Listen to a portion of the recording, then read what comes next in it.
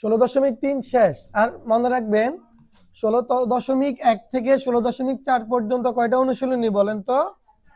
4টা অনুশীলনী। এই 4টা অনুশীলনী থেকে কয়টা সৃজনশীল আসবে? একটা সৃজনশীল থাকবেই। প্রি টেস্ট বলেন, টেস্ট বলেন এবং এসএসসি বলেন, সব জায়গায় একটাই প্রশ্ন থাকবে। টেস্টের সিলেবাস কিন্তু পুরো পুরো বই থাকবে। তার মানে আমরা ওই হিসাবে পড়তে হবে। নিফু কথা বললে তো হয় না। এখন এই যে 4টা অনুশীলনী মিলে একটা প্রশ্ন থাকবে। আমরা আগে মূল অঙ্কগুলো শেষ করব, কারণ কি জানেন, সংক্ষিপ্ত প্রশ্নের মধ্যে এই প্রশ্নগুলোই থাকবে। এগুলো শেষ করার পরে আমরা সৃজনশীল করাবো। এবং এই 4টা অনুশীলনী থেকে কটা বলছিলাম, একটা প্রশ্ন থাকবে। 16.4 কি নিয়ে আলোচনা করছে? গণবস্তু। গণবস্তুগুলো চিনেন? যেমন আমি যদি একটা ক্ষেত্রফল বের করি, তার মাত্র 2টা মাত্রা থাকে, দৈর্ঘ্য এবং প্রস্থ। কিন্তু গণবস্তু মানে কি? যার পৃষ্ঠতলের সাথে কি থাকবে, মানে হচ্ছে তোমার দৈর্ঘ্য প্রস্থের সাথে তার উচ্চতাটাও থাকবে। এটা হচ্ছে গণবস্তু। গণবস্তুর কি থাকবে? উচ্চতা থাকবে। তাহলে গণবস্তুর কি ক্ষেত্রফল বের হয় না আয়তন বের হয়? আয়তন। এখন বলেন আমাকে, আয়তন মানে কি, আপনারা কি বুঝেন?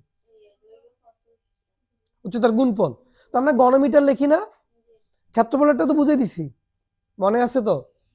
আচ্ছা, ক্ষেত্রফলটা বুঝতে এবার বলেন তো, আয়তনে যে আমরা ঘনমিটার বা ঘন সেন্টিমিটার লিখি, এটা দ্বারা কি বোঝায়? ধরুন এই রুমের আয়তন 100 ঘনমিটার, এটা মানে কি? 100 ঘনমিটার মানেটা কি? এটা বলতে আপনি কি বুঝেন? আপনার ঘনমিটার শুধু লিখলে তো হবে না, আপনাকে তো আগে বুঝতে হবে এটা মানেটা কি। যেমন বালু কিনে না অনেকে, মাটি কিনে না, এগুলা কিন্তু ঘনফুটে হিসাব করে না? ঘনফুটে কেন হিসাব করে? কারণ যে ট্রাকের মধ্যে এই উপাদানগুলো নিয়ে আসবে, মাটি বালি যেটাই হোক না কেন, এই ট্রাকের বডিটা হচ্ছে, ওরা হচ্ছে পরিমাপ করে ফেলে, দৈর্ঘ্য প্রস্থ উচ্চতা মেপে গুণ দিলে যত ফুট হয় তত ঘনফুট বালু এখানে ধরবে। তো আমরা বলে আর কি যে 100 ফুট বালু কিনছে, 100 ফুট না, মানে মূলত হচ্ছে 100 ঘনফুট বালু কিনছে। কথা বুঝছেন নি? আবার পানির বেলাও একই রকম।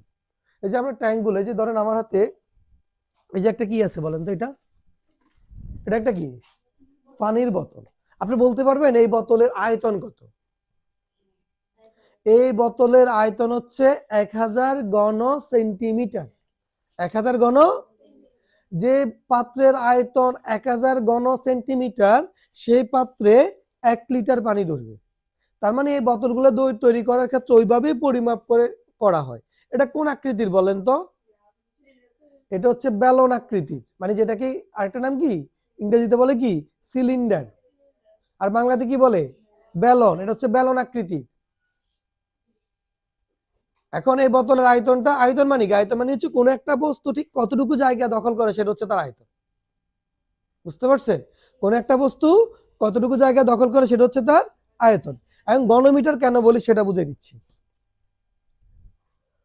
এই রুমটা আয়তন যদি আমি বলি যে 100 ঘনমিটার, এই 100 ঘনমিটার দ্বারা বুঝাই যে এই রুমে, আপনারা গণক চিনেন? গণক, ঘনবস্তু তো বললাম, গণক এক ধরনের ঘনবস্তু। গণকটা কি? গণক হচ্ছে যে বস্তুর দৈর্ঘ্য প্রস্থ এবং উচ্চতা সবগুলো কি হবে? সমান হবে। একটা ঘনবস্তুর বা একটা গণকের কয়টা তল থাকে? একটা গণকের 3টা তল, চারপাশে 4টা, উপরে একটা নিচে একটা, টোটাল কয়টা? এখানে সবগুলো তলই সমান হবে, কারণ দৈর্ঘ্য প্রস্থ উচ্চতা সেম। তাহলে সবগুলো তল যদি সমান হয়, এটাকে বলে কি? গণক। এখন আপনারা আরেকটা গণক চিনবেন। গণক ইংরেজি কি? কিউব। আপনারা কিউব মিলেন না? দেখছেন এগুলো সবগুলো সমান না? সমান। তেমনি ভাবে এই গণক, এরকম 100টা গণক যদি আমি এই রুমের মধ্যে যদি রেখে দিই, রুমটা পুরোপুরি পরিপূর্ণ হয়ে যাবে, আর কোনো জায়গা খালি থাকবে না। এবং এটার ইয়ে পর্যন্ত, মানে ছাদ পর্যন্ত পুরোটাই পরিপূর্ণ হয়ে যাবে। এটাকে বলে 100 ঘনমিটার। 100 ঘনমিটার মানে কি? 1 ঘনমিটারের গণক কয়টা? 100টা। যে জায়গা দখল করবে ওই জায়গাটাকে বলা হয় যে 100 ঘনমিটার। আয়তন মানে কি? আয়তন মানে হচ্ছে কোন একটা বস্তু যতটুকু জায়গা দখল করে রাখবে সেটা হচ্ছে তার আয়তন। যেমন আমারও একটা আয়তন আছে, আমি এখানে দাঁড়িয়ে আছি, ঠিক না? এখন আমি শুধু ভূমিটাকে দখল করি না, আমি উপরের দিকে একটা অংশ দখল করে রাখছি। এখন আমি মনে করি এই রুমের মধ্যে তুলা দিয়ে বা কোনো কিছু দিয়ে একদম ভরাট করে ফেলবো। এখন আমি যদি বের হয়ে যাই ওই পরিমাণ জায়গাটা আবার খালি হয়ে যাবে না? তার মানে কি আমি এখানে একটা জায়গা দখল করে আছি, এটাই হচ্ছে আমার আয়তন। এবার বুঝছেন আয়তন বিষয়টা কি? তাহলে আয়তনের ক্ষেত্রে আমরা কি করি, যে কোনো জিনিসের জাস্ট ক্ষেত্রফলের সূত্রের সাথে উচ্চতাটা গুণ করে দিলে আয়তন হয়ে যায়। তাহলে আমরা যদি বলি যে আয়তাকার ঘনবস্তুর কি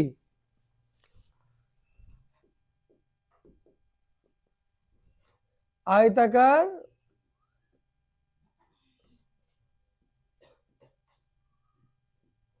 আয়তাকার ঘনবস্তুর ক্ষেত্রফলের সূত্র কি? জি না, সরি, আয়তাকার ঘনবস্তুর আয়তন আয়তন আয়তন হচ্ছে এ বি সি। এ মানে কি দৈর্ঘ্য, বি মানে প্রস্থ, সি মানে উচ্চতা। এবার আসেন আয়তাকার ঘনবস্তুর সমগ্র তলের ক্ষেত্রফল।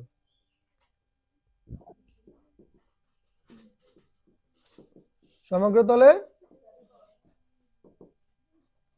2 into AB plus BC plus C. এই সূত্রগুলো ফিল করতে পারেন? এবিসি মানে কি? এ হচ্ছে দৈর্ঘ্য প্রস্থ প্রস্থ, আর সি হচ্ছে উচ্চতা, মানে দৈর্ঘ্য গুণ প্রস্থ গুণ দৈর্ঘ্য প্রস্থ গুণ গুণ দিলে তার কি হবো, পৃষ্ঠতলের ক্ষেত্রফল বাইরে হবো। তার সাথে জাস্ট শুধু কি করব না, হাইটটা গুণ করে দিলে আয়তনটা চলে আসবে। আবার সমগ্র তলের ক্ষেত্রফল কেন হবে? আয়তন যেমন রুমের তল কয়টা, 1 2 3 4 5 6, তাহলে কি হবে দৈর্ঘ্য গুণ উচ্চতা, এরকম কয়টা আছে, দুইটা। দৈর্ঘ্য গুণ উচ্চতা মানে হচ্ছে সি এ। আবার প্রস্থ গুণ উচ্চতা মানে হচ্ছে বি সি, এরকম কয়টা, দুইটা তল। আবার দৈর্ঘ্য গুণ প্রস্থ, এরকম কয়টা তল, মানে এ বি, দুইটা তল। এই জন্য 2 into AB plus BC plus C A, তাহলে সমগ্র তলের ক্ষেত্রফল। আবার দেখেন আয়তাকার ঘনবস্তুর কর্ণের দৈর্ঘ্য, কর্ণের দৈর্ঘ্য কি হবে, root over A square plus B square plus, আবার একটা আছে, এটা হচ্ছে যদি বলে যে আয়তাকার ঘনবস্তুর কর্ণের দৈর্ঘ্য। আর যদি বলে যে পৃষ্ঠতলের কর্ণের দৈর্ঘ্য, তখন কোন পৃষ্ঠ সেটা অনুযায়ী করতে হয়। আচ্ছা ঘনবস্তুটা শেপের ঘনক, ঘনকের আয়তন সূত্র কি, এ কিউব। কারণ কি জানেন, ঘনক মানে কি সবগুলা বাহু সমান, সবগুলা বাহু যদি সমান হয় তাহলে দৈর্ঘ্য এ হলে প্রস্থ কি এ, উচ্চতা কি এ, তার মানে এ গুণ এ, তাহলে কত হয় এ কিউব। কথা কি বুঝছেন? আবার দেখেন ঘনকের সমগ্র সমগ্র পৃষ্ঠের বা সমগ্র তলের, কেন ঘনকের কি সমগ্র তলের ক্ষেত্রফল, সমগ্র তলের ক্ষেত্রফল কি 6a স্কয়ার।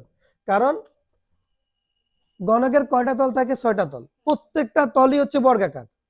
অপরা প্রত্যেকটা তলে কি বর্গাকার, তাহলে বর্গাকার যে কোনো তলের ক্ষেত্রফল কি a স্কয়ার।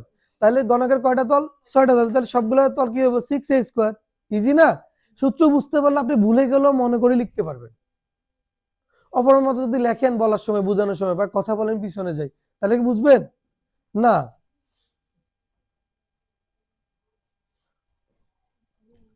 সমগ্র তলের ক্ষেত্রফল হচ্ছে 6a স্কয়ার।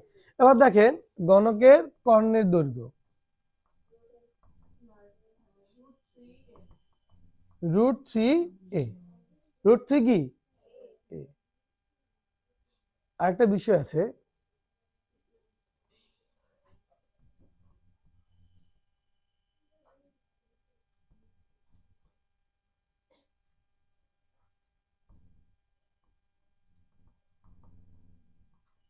এই প্রশ্নটা অনেকেই ভুল করে।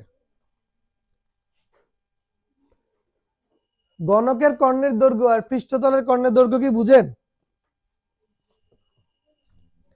ঘনক আকৃতির একটা বস্তু হলে ভালো হইতো। আচ্ছা আমি একটা বুঝে দিই, তাহলে এটা হচ্ছে কি একটি আয়তাকার ঘনবস্তু, আমরা এটাকে ধরে নিলাম কি একটা ঘনক ধরে নিলাম ধরা যায়। তাহলে ঘনক হলে এটা সবগুলো সমান হবে না। পৃষ্ঠতলের কর্ণের দৈর্ঘ্য মানে কি, পৃষ্ঠতলের কর্ণের দৈর্ঘ্য মানে হচ্ছে এখান থেকে এখান পর্যন্ত যে দৈর্ঘ্যটা, এই যে এখান থেকে কি এখান পর্যন্ত যে দৈর্ঘ্যটা, সেটা হচ্ছে পৃষ্ঠতলের কর্ণের দৈর্ঘ্য। আর গণকের কর্ণের দৈর্ঘ্য কি জানেন?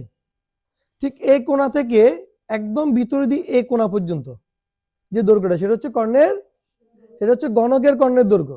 তাহলে কর্ণের দৈর্ঘ্য আর পৃষ্ঠতলের কর্ণের দৈর্ঘ্যের মধ্যে পার্থক্যটা বুঝছেন?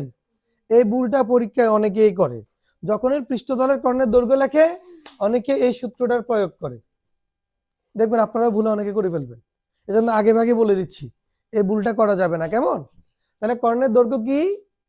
কর্ণের দৈর্ঘ্য হচ্ছে √3a, আর পৃষ্ঠতলের কর্ণের দৈর্ঘ্য কি? √2। কর্ণের দৈর্ঘ্য হচ্ছে √3a, আর পৃষ্ঠতলের কর্ণের দৈর্ঘ্য কি? বুঝতে পারছেন? কোনো সমস্যা আছে? নেই। এখন